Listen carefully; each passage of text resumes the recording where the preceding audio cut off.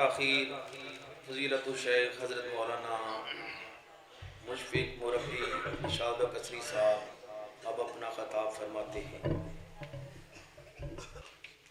اما بعد فاعوذ باللہ السمیع العلیم من الشیطان الرجیم من حمزہ ونفخہ ونفثہ بسم اللہ الرحمن الرحیم ربنا وابعث فیہم رسولا منہم یتلو علیہم آیاتک وَيُعَلِّمُهُمُ الْكِتَابَ وَالْحِكْمَةَ وَيُزَكِّيهِمْ إِنَّكَ أَنْتَ الْعَزِيزُ الْحَكِيمُ وقال اللہ سبحانہ وتعالی كما أرسلنا فيكم رسولا منكم يتلو عليكم آياتنا ويزكيكم وَيُعَلِّمُكُمُ الْكِتَابَ وَالْحِكْمَةَ وَيُعَلِّمُكُم مَّا لَمْ تَكُونُوا تَعْلَمُونَ وقال اللہ سبحانہ وتعالی هُوَ الَّذِي بَعَثَ فِي الْأُمِّيِّينَ رَسُولًا مِّنْهُمْ يَتْلُو عَلَيْهِمْ آيَاتِهِ وَيُزَكِّيهِمْ وَيُعَلِّمُهُمُ الْكِتَابَ وَالْحِكْمَةَ وَإِنْ كَانُوا مِنْ قَبْلُ لَفِي ضَلَالٍ مُّبِينٍ وقال اللہ سبحانہ وتعالی لقد من اللہ علی المؤمنین اذ بعث فیہم رسولا من انفسہم یتلو علیہم آیاتہ ویزکیہم ویعلمہم الکتاب والحکمہ۔ محترم حضرات، وقت نہیں کہ ساری باتیں جو ان آیات میں اللہ سبحانہ وتعالی نے ارشاد فرمائی ہیں ان کے بارے میں کچھ ضروری تفصیل عرض کر سکوں۔ صرف ایک دو باتوں پر اکتفا کرتا ہوں۔ لائق مبارک ہیں وہ نوجوان اور وہ بزرگ اور وہ بھائی جنہوں نے قرآن مجید کے ترجمے کی سعادت حاصل کی ہے۔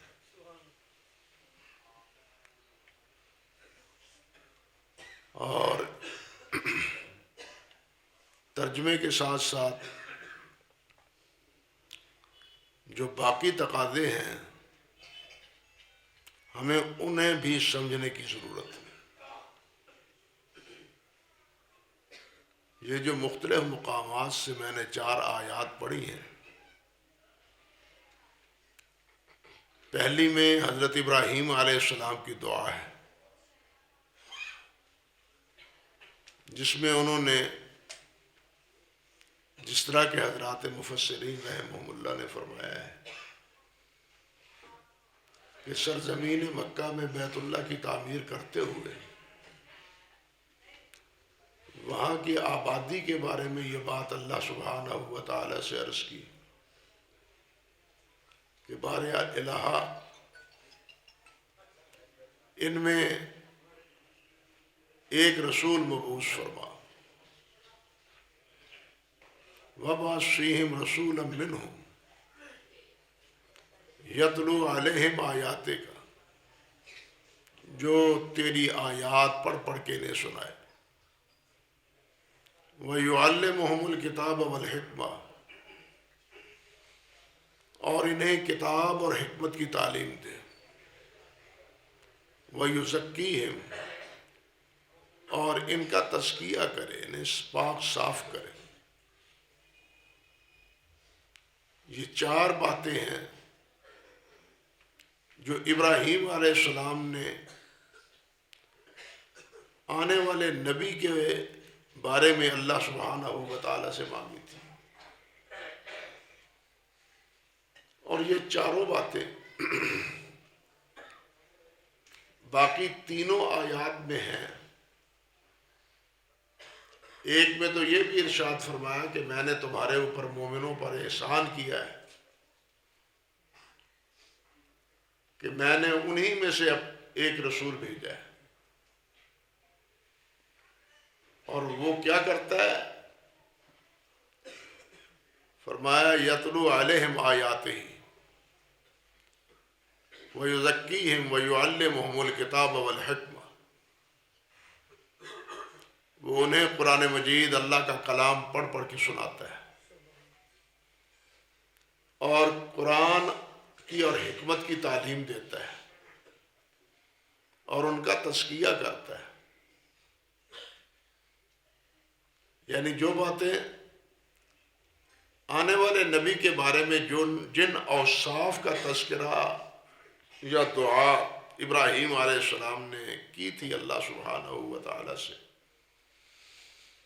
اللہ رب العزت نے اہل ایمان پر اپنے احسان اور اپنے انعام کا تذکرہ کرتے ہوئے فرمایا کہ میں نے یہ نبی محمد رسول اللہ تمہاری طرف بھیج دیا ہے جو انہی اوصاف سے متصف ہے جو اوصاف مجھ سے ابراہیم نے مانگے تھے.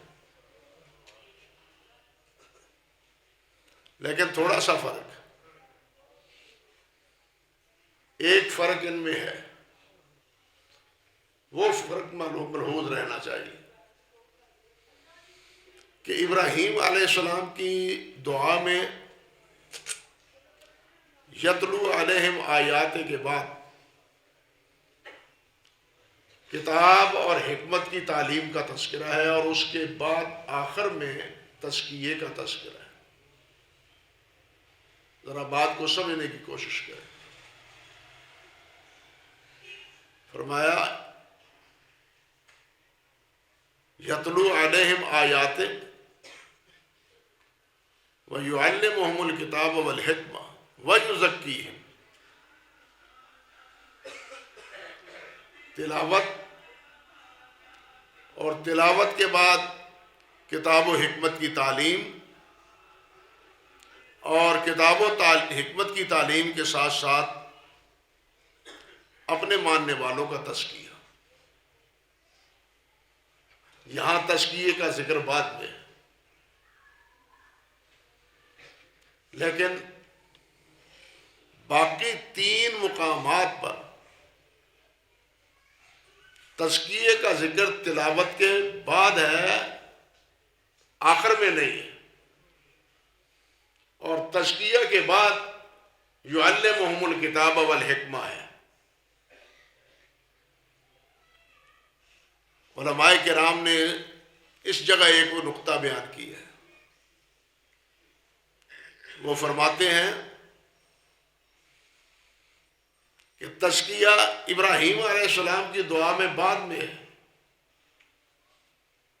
تلاوت اور تعلیم کا تذکرہ پہلے ہے. مقصد کیا ہے کہ تلاوت اور تعلیم کا نتیجہ تزکیہ ہے. بات سمجھے؟ تلاوت اور کتاب اور سنت کی تعلیم کا نتیجہ تزکیہ ہے. اور جو دوسرے مقامات پر تزکیہ کا تذکرہ پہلے ہے اور تعلیم کا بعد میں ہے،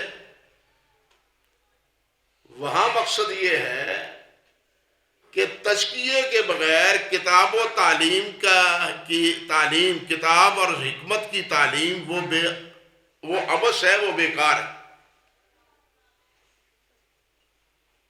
تزکیہ ضروری ہے.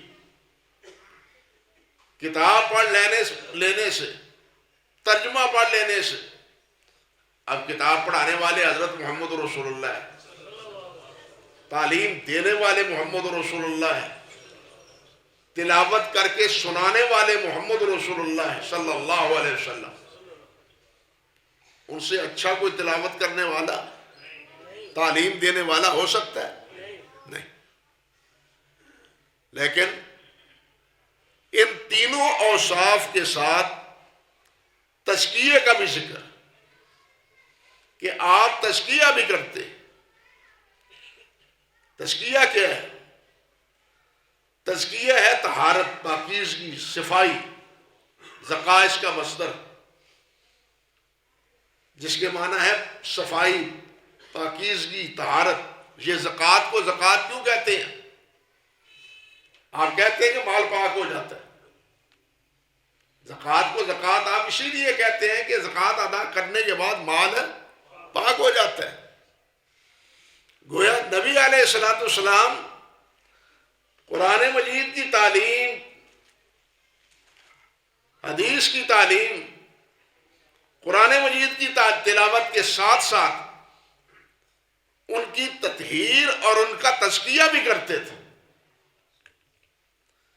گویا نبی علیہ السلام کے یہ 4 فرائض منصبیہ ہیں.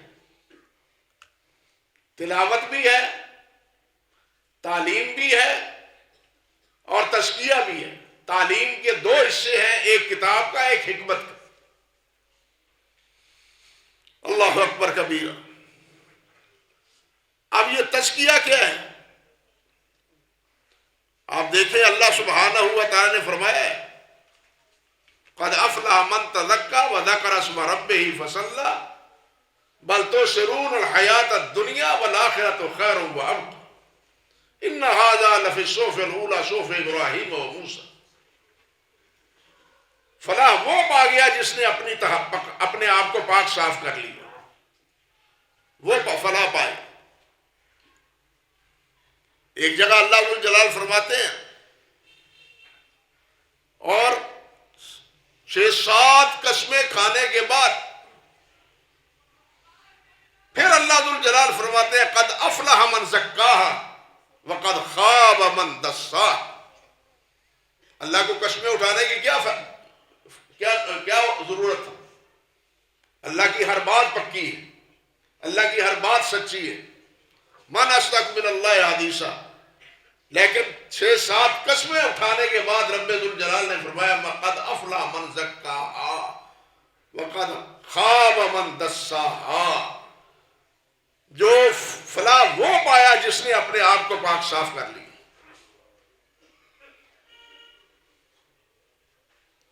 موسیٰ علیہ السلام کو فرعون کی طرف بھیجا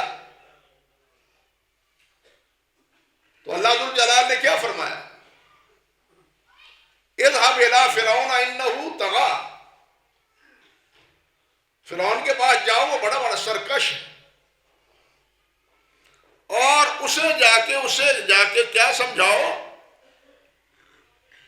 اسے جا کے اس کا تزکیہ کرو. اذهب الى فرعون انه طغى فقل هل لك الى ان تزكى. کیا میں تجھے پاک صاف کر دوں؟ تیرے اندر جو بڑائی ہے، کبر ہے، تکبر ہے، وہ اس سے تیرا دل و دماغ صاف پاک کر دوں؟ گویا موسیٰ علیہ السلام کو فرعون کے پاس بھیجنے کا مقصد بھی تزکیہ ہے. میں جو بات عرض کرنی چاہتا ہوں، ترجمہ پڑھ لینا باعث برکت ہے. قرآن مجید کی تلاوت باعث برکت ہے،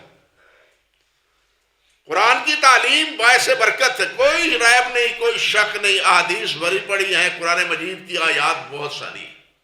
حتیٰ کہ نبی علیہ السلام نے فرمایا تم میں سے کوئی ہے جو وادی بطحان میں یا عقیق میں جائے، وہاں سے 2 موٹی تازی بڑی کوہان والی اونٹنیاں لے کے آئے،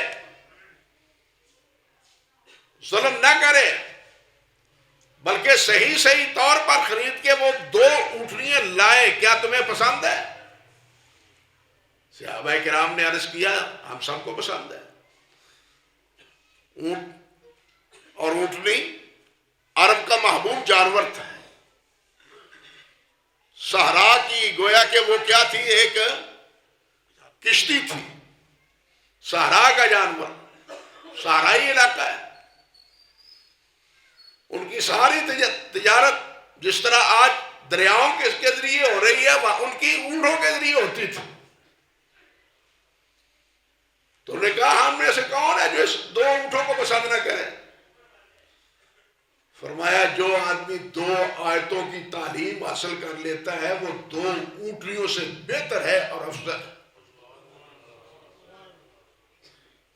2 اونٹنیوں کا اب ان کی قیمت کتنی ہے؟ گویا ان کی قیمت کی کوئی وقت نہیں ہے دو آیات کے مقابلے میں. بلکہ نبی علیہ السلام نے تو اس بارے میں بہت سی باتیں ارشاد فرمائی. یہ ہم نماز پڑھتے ہیں، اللہ قبول فرمائے. فرمایا رکعتای الفجر خیر من الدنیا وما فیہا. فرض نماز نہیں، فرمایا صبح کی 2 سنتیں جو نماز سے پہلے تم پڑھتے ہو، یہ خیر من الدنیا وما فیہا، یہ ساری دنیا اور سارے دنیا کے خزانے سے بہتر ہے. اللہ کے ہاں عبادت کی قدر و منزلت یہ ہے، اللہ کے ہاں قرآن کی تعلیم کی برکت یہ کی قدر و منزلت یہ. ہم تو ہمارے پاس تو پڑھنے کی فرصت نہیں ہے، تعلیم حاصل کرنے کی فرصت کہاں سے ہے؟ میں تو کہا کرتا ہوں کہ یہ اتنی بابرکت کتاب، اتنی بابرکت کتاب جتنی یہ مظلوم ہے، دنیا کی کوئی کتاب مظلوم نہیں. بابرکت ہم مانتے ہیں اور ہم اپنے عمل سے اس کو مظلوم ثابت کرتے ہیں. مجھے آپ بتلائیں کہ کیا اپنے نونہالوں کو ہم ایسی کوئی کتاب پڑھاتے ہیں جس کو وہ سمجھے نا؟ انگریزی پڑھتا ہے، انگریزی کو سمجھتا ہے یا نہیں سمجھتا؟ عربی کو پڑھتا ہے، عربی کو سمجھتا ہے یا نہیں سمجھتا؟ انگریزی پڑھتا ہے، جرمنی ہے، اس زبان میں پڑھتا ہے، اس کو سیکھتا ہے، اس کا مفہوم اور معانی سمجھتا ہے یا نہیں سمجھتا؟ تو یارو قرآن مجید ہی کہ ایسی کتاب رہ گئی کہ اس کو بغیر سمجھے پڑھی جائے اور کہیں کہ بس ٹھیک ہم کامیاب ہو گئے. اس سے بڑی مظلوم کتاب اور کیا ہے کہ جس سے اتنی بڑی عقیدت بھی ہم رکھیں، اتنا بڑا اعتقاد بھی اس کے ساتھ رکھیں، لیکن اس کو سمجھنے کی ہم ضرورت ہی محسوس نہ کریں. آپ نے اس ضرورت کو محسوس کیا، یہ باعث برکت ہے. لیکن اس کا اگلا مسئلہ جو ہے، وہ مرحلہ وہ ہے، وہ یزکی ہے. حضرت امام مالک رحمۃ اللہ علیہ کا معروف قول ہے، فرماتے ہیں لن یصلح آخر هذه الامہ الا بما صلح به اولها. فرماتے ہیں کہ امت کا آخری دور جب بگاڑ پیدا ہوگا، اس بگاڑ کا علاج وہی ہوگا جو علاج پہلے لوگوں کا ہوا تھا. پہلے لوگوں کا علاج کس سے ہوا تھا؟ قرآن مجید سے. نبی علیہ السلام نے قرآن پڑھایا تھا، قرآن سکھایا تھا، تزکیہ کیا تھا قرآن مجید کے ذریعے. اور اس تزکیے کے نتیجے میں کیا ہے کہ انسان کے دل میں تکبر ختم، بڑائی ختم، حسد ختم، بغض ختم، اناد ختم، دنیا کی محبت مغلوب، جنت اور آخرت کی محبت غالب. اگر یہ سب کچھ پڑھنے کے باوجود دنیا کی محبت غالب ہے تو پھر سمجھے ہمیں قرآن مجید کے پڑھنے سے نتیجہ حاصل نہیں ہوا. صحابہ کرام رضوان اللہ علیہ مجمعین کی زندگی ہے، اسی قرآن کو پڑھنے کے بعد ان کی نگاہوں میں مال و دولت کی حیثیت کیا تھی. ان کے سامنے کسرا کے تاج آتے ہیں، کسرا کا پورا دربار آتا ہے اور خزانہ آتا ہے، اور اس کو کوئی اللہ کی بہت بڑی نعمت سمجھتے نہیں ہیں. حافظ ابن کثیر رحمۃ اللہ علیہ نے ذکر کیا ہے بدایا میں کہ حضرت عمر فاروق کے غلام حضرت اسلم حضرت عمر فاروق رضی اللہ تعالیٰ عنہ کے ہمراہ ہیں.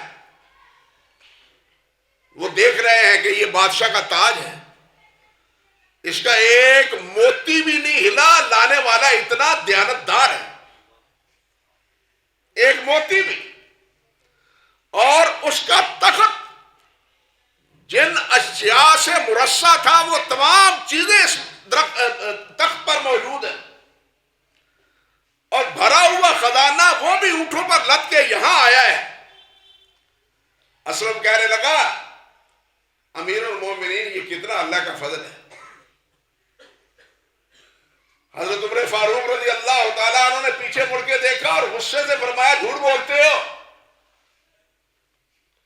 یہ مال و دولت اللہ کی نعمت نہیں ہے. مال و دولت یہ اللہ کا قرآن ہے جس کی تعلیم ہمیں محمد رسول اللہ نے دی ہے, اور اسی کی برکت سے آج ایران کا سب کچھ ہمارے قدموں میں پڑا ہے. ورنہ ایران اس وقت سپر طاقت تھا. علماء جانتے ہیں قرآن نے کہا ہے, اللہ ذو الجلال نے فرمایا ہے کہ کفار سے کبھی بھی تم طاقت میں اور فردی قوت میں زیادہ نہیں ہوگے, لیکن کامیابی تمہیں میسر آئے گی. کامیابی تمہیں میسر آئے گی. کب؟ ان تنصروا اللہ ینصرکم ویثبت اقدامکم. تم اللہ کے ہو جاؤ, اللہ تمہارا ہو جائے. بات تو اصل یہی ہے کہ ہمارے دل میں اللہ سبحانہ و تعالیٰ نہیں ہے. ہماری محبت اللہ ذو الجلال کے ساتھ نہیں ہے. ہماری محبت مال و دولت کے ساتھ ہے, جاؤ حشم سے کے ساتھ. نبی علیہ السلام نے فرمایا, اور یہ مال کی محبت جب دل میں جا گزری ہوتی ہے تو پھر انسان کسی کی کوئی پرواہ نہیں کرتا. مال کی محبت نہیں, بازار کا بیڑا غرق کیا ہے. ملاوٹ ہے تو مال کی محبت سے ہو رہی, اور اگر کھوٹی چیز فروخت ہو رہی ہے تو مال کی محبت پہ فروخت ہو رہی. ناقص چیز اگر فروخت ہو رہی ہے تو مال کی محبت پہ ہو رہی. کبھی صحابہ کرام رضوان اللہ علیہ اجمعین کے تذکرے پڑھ کے تو دیکھیں, ان کو اگر پتہ چل جاتا ہماری فروخت شدہ چیز اس میں نقص ہے, وہ خریدار کے پیچھے جاتے تھے اور جا کے کہتے تھے بھائی تو نے مہنگا سودا خریدا ہے, اس میں یہ نقص ہے, اس نقص کو سامنے رکھ کے اس کی قیمت ادا کرو. جو قیمت تمہیں بتلائی گئی ہے وہ قیمت درست نہیں ہے. اندازہ کیجیے آج ہمارا ماحول کا کیا ہے. اس لیے کہ ان کی محبت مال سے نہیں تھی, ہماری مال سے ہے. ہم کہتے ہیں سودا بک جائے, فروخت ہو جائے, مہنگے داموں ہو جائے, ملاوٹ سے ہو جائے, چور بازاری سے ہو جائے, پیسہ تو آئے نا. یہی بیماری ہے معاشرے کی. سارے بازار کی برائی اسی چیز پر منتج ہوتی ہے, اور اسی چیز کا تزکیہ اللہ کے نبی حضرت محمد رسول اللہ صلی اللہ علیہ وسلم نے فرمایا. اور یہ کس سے ہوتا ہے؟ یہ باتوں سے نہیں ہوتا, دل سے ہوتا ہے. الا ان فی الجسد مضغہ اذا صلح صلح الجسد کلہ واذا فسدت فسد الجسد کلہ. آپ نے فرمایا جسم میں ایک بوٹی ہے, وہ اگر درست ہو جائے تو سارا جسم درست, اگر وہ برباد ہو جائے, خراب ہو جائے, سارا جسم برباد. اصل معاملہ تو دل کا ہے. ہمارا دل صاف نہیں, دل صاف نہیں ہے. ابراہیم علیہ السلام نے بھی کیا فرمایا تھا؟ رب لا تخزنی یوم یبعثون یوم لا ینفع مال ولا بنون الا من اتى اللہ بقلب سلیم. اللہ اس دن کی رسوائی سے بچا دے. یہ ابراہیم خلیل اللہ کہہ رہا ہے. اللہ اکبر کبیرہ. ابراہیم خلیل اللہ کہہ رہے ہیں رب لا تخزنی یوم یبعثون. بار الہ قیامت کے دن ابراہیم کو رسوا نہ کرنا. اللہ اکبر کبیرہ. وہ کون سا دن؟ یوم لا ینفع مال ولا بنون, جس دن نہ مال کام آئے گا نہ اولاد کام آئے گا. الا من اتى اللہ بقلب سلیم. وہی کامیاب ہوگا, سرخرو ہوگا, وہی عزت پائے گا, وہی آبرو حاصل کرے گا جو سالم دل لے کے آیا. ہمارا دل تو پتہ نہیں کہاں کا اٹکا پڑا ہے. ہمارا دل تو پتہ نہیں کہاں کا اٹکا پڑا ہے. ہماری چاہتے اور ہماری محبتیں کوئی اللہ کے ساتھ خالص تھوڑی ہیں. وہ تو بہت سی چیزوں کے ساتھ اٹی پڑی ہیں. ہمارے دل کی کیفیت یہ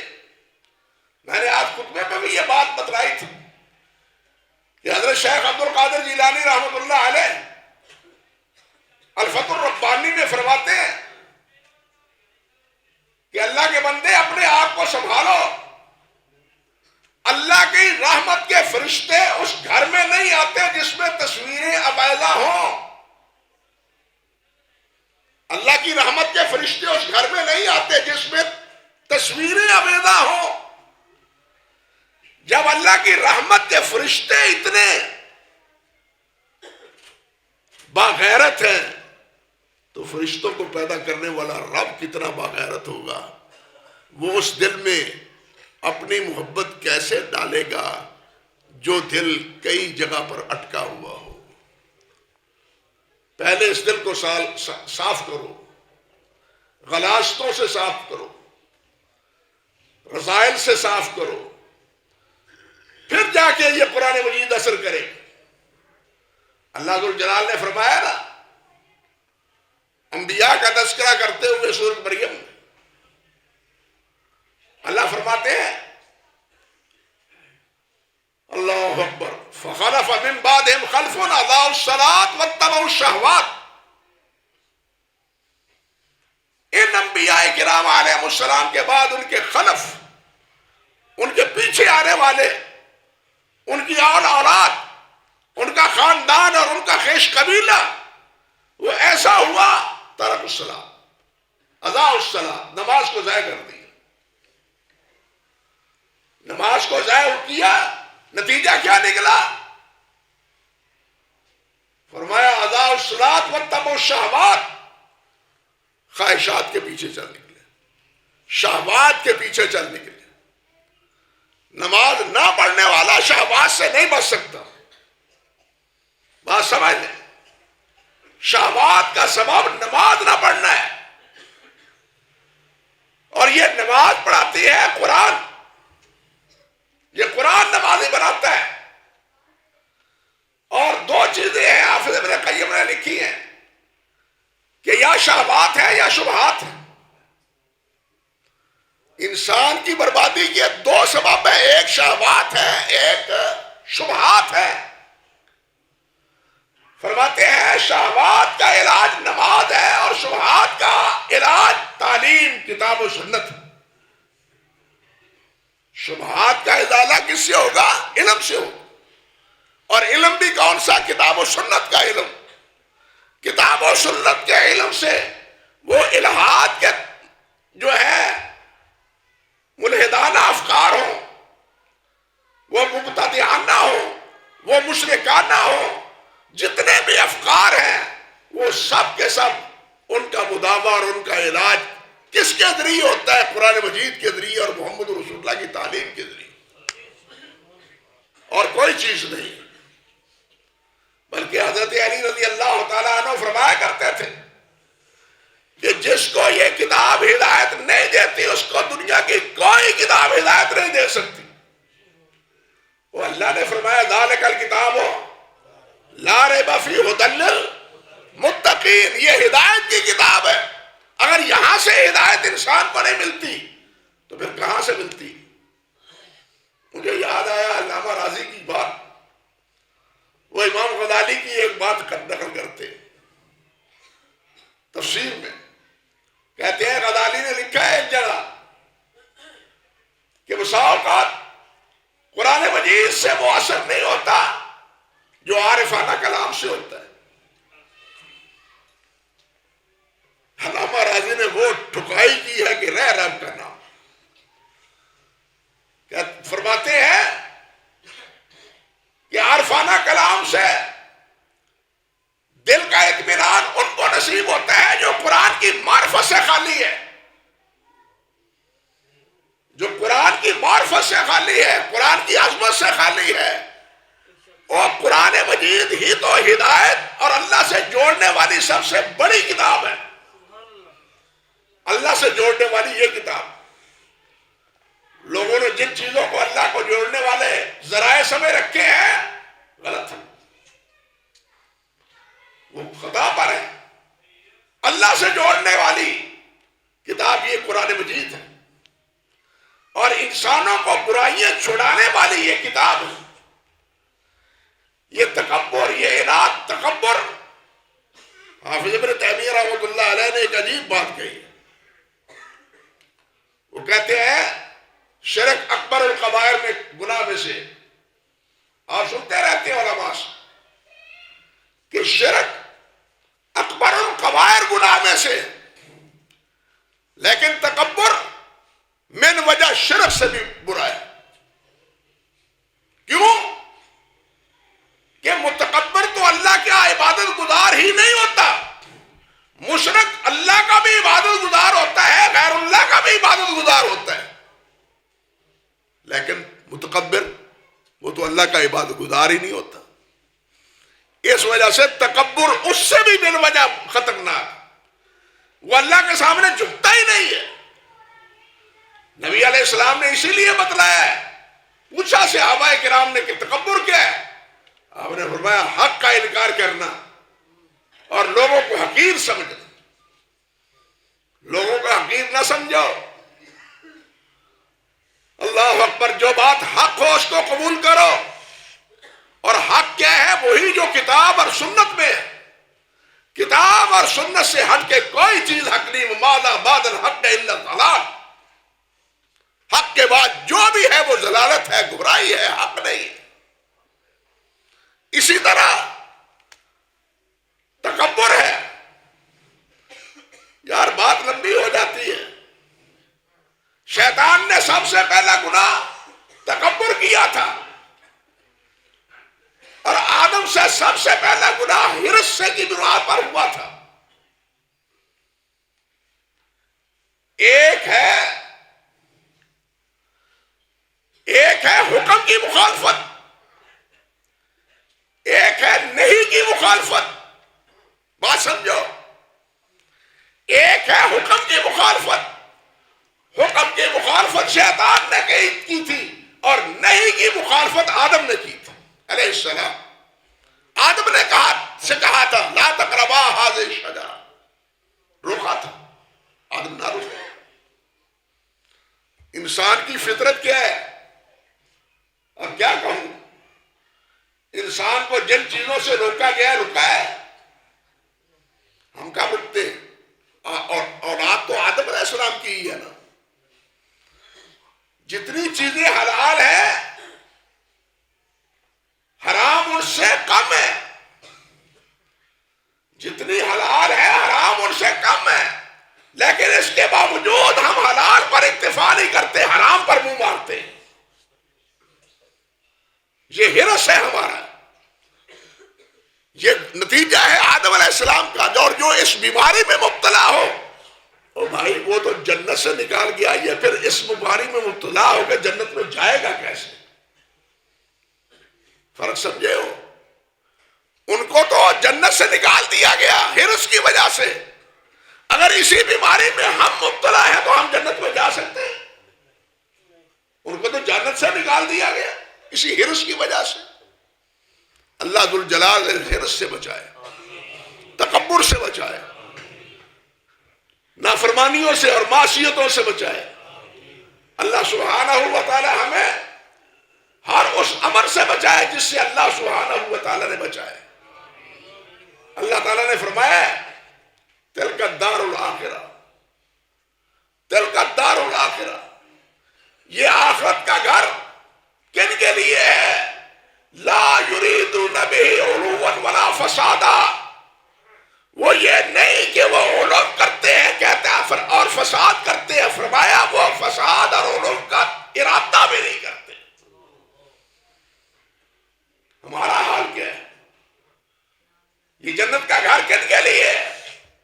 تلک الدار الآخرہ نجعلها للذین لا یریدون علوا، یہ نہیں، یہ علو اعلیٰ سے ہے، یہ ناظم اعلیٰ ہے، یہ وزیر اعلیٰ ہے، یہ بڑا افسر ہے، یہ مل جائے، افسری مل جائے، لیڈری مل جائے، عہدہ مل جائے، یہ کیا ہے؟ یہ علوم ہے، یہی علوم ہے۔ مٹا دے اپنی ہستی کو اگر کچھ مرتبہ چاہے، کہ دانا خاک میں مل کر گلے گلزار ہوتا ہے، تکبر سے نہیں، انکساری سے۔ اور اللہ کے رسول صلی اللہ علیہ وسلم فرماتے ہیں اللہ لا کفرت النصارى مسیح ابن مریم انما انا عبد، انما انا عبد، اور فرمایا اجلس کما یجلس العبد واکل کما یجلس العبد، مجھے اس طرح نہ بڑھا دینا جس طرح عیسائیوں نے عیسیٰ علیہ السلام کو بڑھا دیا تھا، میں اس طرح بیٹھ کے کھاتا ہوں جس طرح غلام بیٹھ کے کھاتا ہے، میں اس طرح بیٹھتا ہوں پاؤں پر جس طرح غلام بیٹھتا ہے۔ یہ کون ہے؟ سید الاولین والآخرین ہے، سید الاولین والآخرین ہے۔ یہ کون ہے؟ فرمایا بیدی لواء الحمد آدم و ما سواہ تحت لوائی ولا فخر، فرمایا آدم اور اولاد آدم کی ساری اولاد میرے جھنڈے کے نیچے ہو، ولا فخر، اس میں کوئی فخر نہیں، کوئی فخر نہیں۔ نبی علیہ السلام کی حیات طیبہ میں فخر کا کوئی ایک اثر نہیں پایا جاتا۔ فخر کا ایک موقع آیا تھا، صرف ایک بات بتلا رہا ہوں، ایک موقع پر جب فتح مکہ ہوا تھا۔ آج ہم قصیدے گاتے ہیں نا اپنے چیف کے، کیوں بھائی قصیدے گاتے ہیں یا نہیں گاتے؟ وزیر اعظم کے قصیدے گاتے ہیں یا نہیں گاتے؟ لیکن محمد رسول اللہ نے کیا فرمایا تھا؟ صحابی فرماتے ہیں کہ آپ اپنے مسوا اونٹنی پر تشریف فرما تھے اور آپ کا رخ انور پیشانی مبارک پالان کے ساتھ لگی جا رہی تھی اور فرما رہے تھے اللہ اکبر۔ آپ ارشاد فرما رہے تھے الحمدللہ الذی نصر عبدہ صدق وعدہ وہزم الاحزاب وحدہ، اس اللہ کا شکر جس نے اپنا وعدہ سچا کر دیا، اپنے بندے کی مدد کی اور اس اکیلے نے سارے لشکر بھگا دیے۔ یہ نہیں کہا کہ میرے ساتھ تو خالد ہے، میرے ساتھ تو جناب علی ہے، میرے ساتھ تو ابو بکر ہے، میرے ساتھ تو عمر ہے، نہیں کہا۔ یہ میری فراست ہے، یہ میری تربیت ہے، یہ میری تعلیم ہے، یہ نہیں کہا، بلکہ کیا کہا وَعَلَمَ الْعَذَابَ عَوَادَهُ، سب اسی نے بھگایا، اللہ نے بھگایا، میں نے کچھ نہیں کیا۔ یہ ہے عاجزی۔ بھائیو اللہ کو عاجزی پسند ہے، اللہ کو تکبر پسند نہیں ہے۔ اللہ نے فرمایا تِلْكَ الدَّارُ الْآخِرَةُ نَجْعَلُهَا لِلَّذِينَ لَا يُرِيدُونَ، ایک ہے تکبر کرنا، ایک ہے تکبر کا ارادہ کرنا۔ سوچ لے ذرا، یہاں تو تکبر کے ارادے کی بھی اجازت نہیں ہے، تکبر کے ارادے کی بھی اجازت نہیں۔ وہ اسی طرح جس طرح بیت اللہ میں گناہ کے ارادے کی اجازت نہیں، بیت اللہ میں گناہ کے ارادے کی اجازت نہیں، بیت اللہ میں گناہ کا ارادہ بھی گناہ، یہاں بھی تکبر اور فساد کا ارادہ بھی گناہ۔ اللہ سبحانہ و تعالی ہمیں اسی تکبر سے بچائے، حرص سے بچائے، لالچ سے بچائے، جھوٹ سے، فراڈ سے، دغے سے، ان ساری بیماریوں سے بچائے۔ اور یہ کس طرح بچتا ہے؟ تزکیے سے، جو نبی علیہ السلام کے فرائض منصبیہ میں سے ایک فریضہ ہے۔ یہ صرف قرآن مجید پڑھ لینے سے نہیں۔ ہم میں سے کتنے نمازی ہیں جو نمازی بھی ہیں لیکن کاروبار کیسا کرتے ہیں مجھے نہیں، آپ کو زیادہ پتا ہے۔ معاملات کیسے کرتے ہیں، ان کا لین دین کیسا ہے، ان کے معاملات، اخلاق اور ان کے کردار کیسے ہیں۔ نمازی بھی ہیں لیکن ان کا کردار اور ان کی لین دین اور ان کے معاملات وہ بالکل زیرو ہے۔ صحابہ کرام کی تربیت نبی علیہ السلام نے یوں نہیں کی تھی۔ وہاں تو حال یہ ہے کہ نبی علیہ السلام نے فرمایا خبردار کسی سے سوال نہ کرو۔ اللہ کے نبی نے ہمیں بھکاری نہیں بنایا۔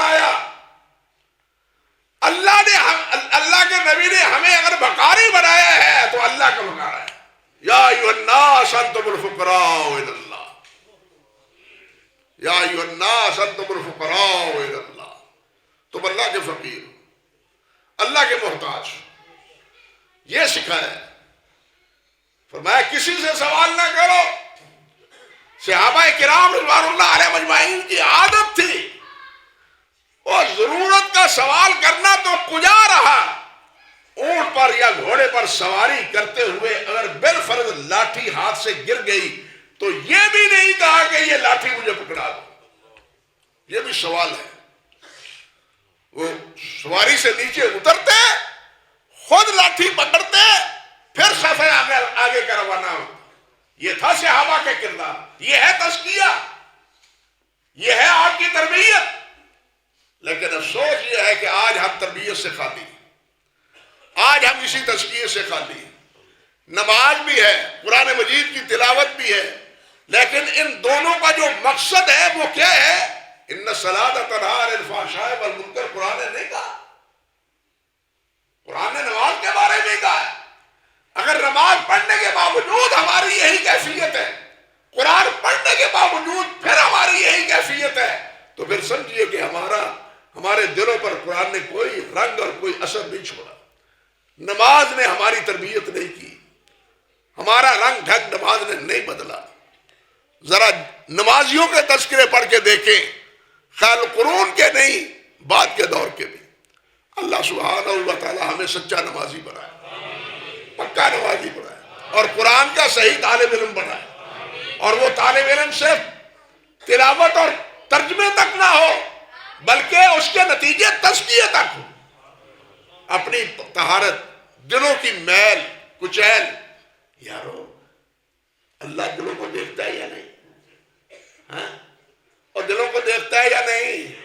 دیکھتا ہے نا۔ آپ اپنے لباس کو صاف پاک رکھتے ہیں، کیوں؟ داغ دھبے سے بچاتے ہیں، کیوں؟ اس لیے بچاتے ہیں کہ لوگ کیا کہیں گے، یار اس کے قمیص پر اتنے دھبے، لیکن دل پر کتنے دھبے ہیں؟ ہمارے اس دل پر کتنے دھبے ہیں جس کو اللہ دیکھنے والا ہے۔ انسان تو نہیں دلوں کو دیکھتا، دلوں کے راز کو اللہ دیکھتا ہے۔ اس لیے ہمیں اپنے اس دل کے دھبوں کو بتا رہے ہیں۔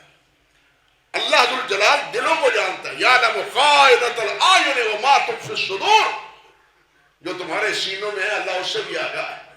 اللہ سبحانہ و تعالیٰ اسی قرآن مجید کا یہ جو نتیجہ ہے، اس سے اللہ ذو الجلال ہمیں مستفید فرمائے اور ہمیں اسی تزکیے سے مزکی فرمائے۔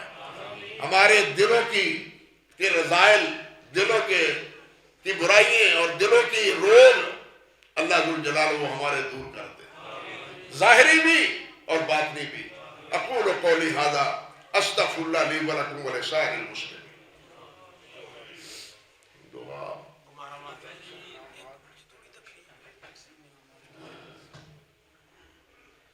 دعا سے پہلے تھوڑی سی تقریب ہے سین انعامات کی، انشاءاللہ اس کے بعد بھائی میں نے آگے جانا دعا ہے، ہوگی۔ تو میں بھائیوں 8 بجے کا وقت ہے، 9:15 ہو گئے، ہونے لگے۔ صرف 5 منٹ جی، صرف 5 منٹ۔ چلو 5 منٹ دے پھر دعا تو شروع کر دیں کرنے۔ نہیں تسی اچھا یہ انعامات دے رہے ہیں تو یہ دیتے رہے، مجھے چھٹی دے دیں۔ ہاں یہ آپ دعا یہ کریں گے۔ اللہم لک الحمد کما ینبغی لجلال وجہک وعظیم سلطانک۔ اللہم انا نسألک بانک انت اللہ لا الہ الا انت احد الصمد الذی لم یلد ولم یولد ولم یکن لہ کفوا احد۔ یا حی یا قیوم لا الہ الا انت برحمتک نستغیث۔ اللہم صلی علی محمد وعلی آل محمد کما صلیت علی ابراہیم وعلی آل ابراہیم انک حمید مجید۔ اللہم بارک علی محمد وعلی آل محمد کما بارکت علی ابراہیم وعلی آل ابراہیم انک حمید مجید۔ اللہم ربنا لا تزغ قلوبنا بعد اذ ہدیتنا وہب لنا من لدنک رحمہ انک انت الوہاب۔ یا مقلب القلوب یا مقلب القلوب ثبت قلوبنا علی دینک، و یا مصرف القلوب صرف قلوبنا الی طاعتک۔ اللهم ألهمنا رشدنا وعذنا من شرور أنفسنا اللهم وفقنا لما تحب وترضى وأنت خير الراحمين ربنا اغفر لنا ولإخواننا الذين سبقونا بالإيمان ولا تجعل في قلوبنا غلا للذين آمنوا ربنا إنك رؤوف رحيم اللهم اغفر لنا ولآبائنا ولأمهاتنا ولمشايخنا ولجميع المسلمين والمسلمات والمؤمنين والمؤمنات الأحياء منهم والأموات إنك سميع الدعوات رب اغفر وارحم وأنت خير الراحمين رب اغفر وارحم وأنت أرحم الراحمين رب اغفر وارحم وأنت خير الراحمين اللهم ربنا آتنا في الدنيا حسنة وفي الآخرة حسنة والنار ربنا تقبل دعاء إنك أنت السميع العليم وتب علينا إنك أنت التواب الرحيم سبحان ربك رب العزة عما يصفون وسلام على المرسلين والحمد لله رب العالمين قاری خالد صاحب جی قاری خالد صاحب بہت مبارک ہوئے جی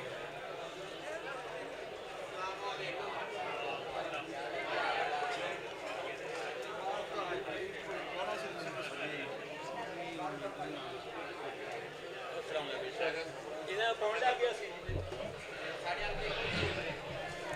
دیتا جی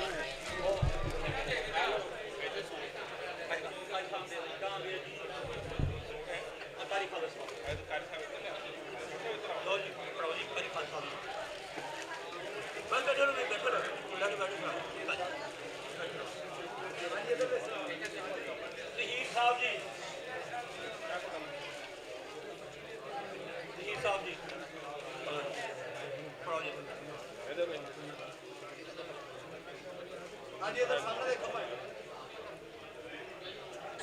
اقبال صاحب جی مولانا اقبال صاحب آئے نہیں آئے مولانا اقبال صاحب اقبال صاحب وہ بیمار نے قاری صاحب کو پڑھا دو میں تو گھر کا بچاؤں گا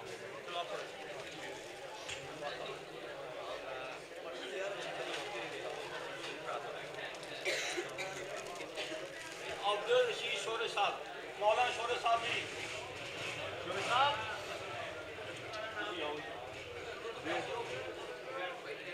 آ جائیے بسم اللہ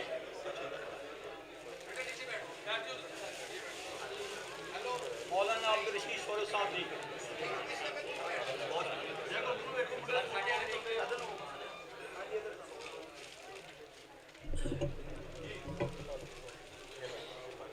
مولانا عارف چولہ صاحب جی چولہ والے عارف صاحب ہاں چاہیے میں ہاں پڑھاؤ آ جاؤ جائیے بسم اللہ لو جی مائک پڑھائیے بس مائک پڑھائیے میری تمام علماء کرام سے گزارش ہے کہ ذرا اسٹیج پر تشریف لے آئیں اور انتظامیہ سے گزارش ہے کہ ساری انتظامیہ ذرا اسٹیج پر تشریف لائیں یہ قرآن مجید رکھ دیجیے تمام علماء کرام میں ایک ایک نام ہوں تو ربی فارغ ہے برائے کرم و تشریف لے آئیں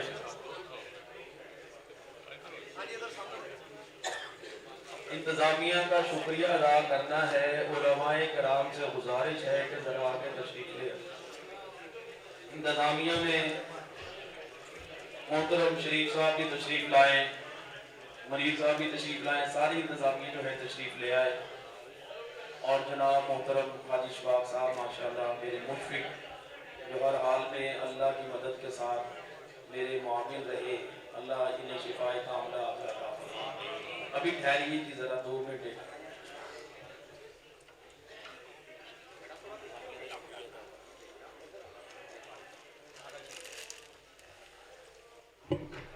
اس کلاس کی خدمت کی وجہ سے انتظامیہ کا شکریہ ادا اس گلدستے بکا کی ذریعے کیا جاتا ہے